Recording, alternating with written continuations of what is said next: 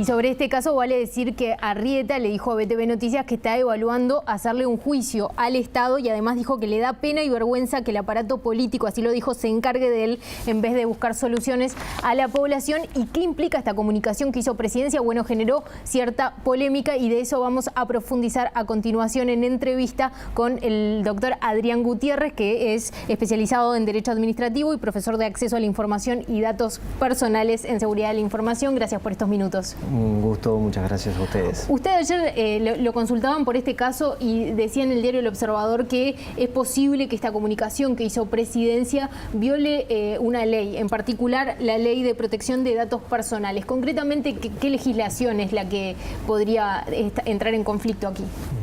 Para resolver un poco esta cuestión que se planteó, lo que hay que tener en cuenta son dos leyes que juegan, que son por un lado la Ley de Protección de Datos Personales y la Ley de Acceso a la Información Pública. La Ley de Acceso a la Información Pública lo que señala es que toda información que tenga una administración pública es en principio pública y por lo tanto se puede divulgar y cualquier ciudadano puede solicitar el acceso a la misma. Ahora, esa normativa tiene ciertas excepciones. Entre ellas es justamente aquella información que se considera confidencial y dentro de la cual lo que refiere a datos personales es considerada una información confidencial. Específicamente si se hace mención o se identifica a una persona e incluso se detallan algunos aspectos que tienen que ver, por ejemplo, con su situación patrimonial. Exacto, porque el comunicado dice concretamente que tiene deudas con el Instituto Nacional de Colonización que no ha pagado nunca por el uso de la tierra. ¿Es lo preocupante eso, que haga alusión específica a las deudas que puede tener la persona? Exactamente, sí, porque esa legislación, que en realidad lo que hace se basa en lo que es el derecho a la intimidad y el derecho a la privacidad a nivel constitucional, lo que justamente trata de proteger es eso, que hay ciertos datos que deben mantenerse en la confidencialidad y justamente lo que hace la norma legal es establecer que quien tiene esos datos debe mantenerlos en reserva.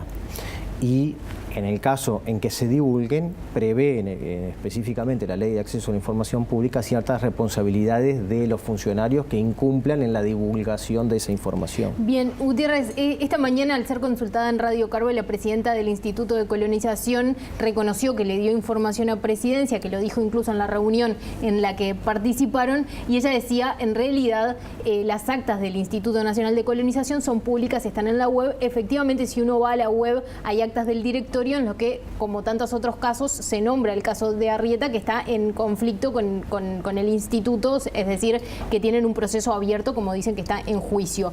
Pero eso, publicar las actas de un organismo, ¿es distinto a que Presidencia haga un comunicado específico diciendo que tiene deudas o que nunca pagó por la tierra? Sí, yo entiendo que sí, porque además la ley de acceso a información pública establece qué tipo de información se debe publicar en el sitio o en un sitio web. Y allí la detalla. Y evidentemente este tipo de información que refiere que en donde se individualiza una persona, donde se indica que mantiene deudas y cuál es su situación específica, no es la que está amparada dentro de ese acceso y de la que se puede divulgar, sino que en realidad lo que se requiere es en todo el caso el consentimiento de esa persona para poderla divulgar. La idea del acceso a la información pública es que los ciudadanos conozcamos cómo actúan los distintos organismos públicos, en qué invierten el dinero, etcétera, pero no conocer la situación específica. Exactamente. En términos jurídicos, entonces, ¿podría habilitarse un juicio al Estado? ¿Podría tener algún tipo de argumento que pueda ser eventualmente considerado?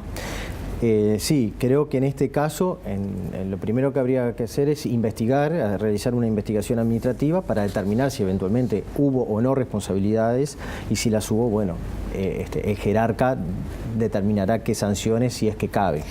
El otro tema que estuvo en discusión en las últimas horas es, bueno, ¿qué pasa cuando un organismo, uno de los 3 poderes del Estado, alguien increpa, en este caso al presidente de la República, y luego termina toda su información publicada en un sitio web, y eso genera, sienta un precedente esto respecto al uso que obviamente el Estado tiene mucha información, sobre todo los ciudadanos, respecto, quedan desprotegidos? ¿Qué precedente sienta de aquí en adelante?